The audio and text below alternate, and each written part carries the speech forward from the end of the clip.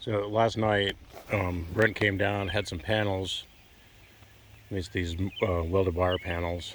We put in these T-posts, T-post, T-post, T-post, T-post, and there's 6 panels. 1, 2, 3, 4, 5, 6. So we put these in to keep the cattle out, or keep them in, sorry. So we put that in. That fence over there was completely down with this one. It was laying down in there. And we stood it back up. Get over there.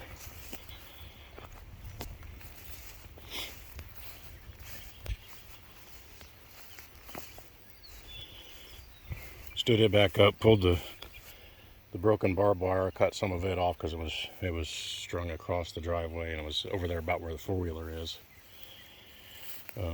Just kind of straddled the wire on that T-post.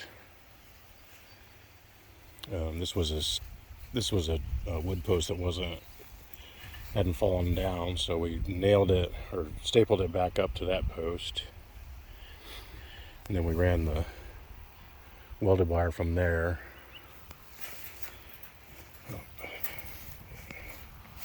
And then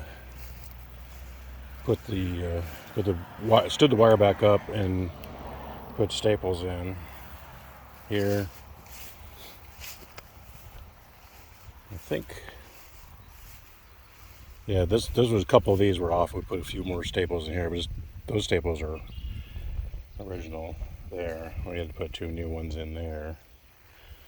This is where I cut the barbed wire because it was running loose all over the place. Those are repairs. That one we couldn't repair it because it was too much damage. Didn't have enough materials. So we with the help of one of the police officers, Brian. His name was Brian. We drove the llamas and the rams into that pasture up here through that gate. So thanks, Brian.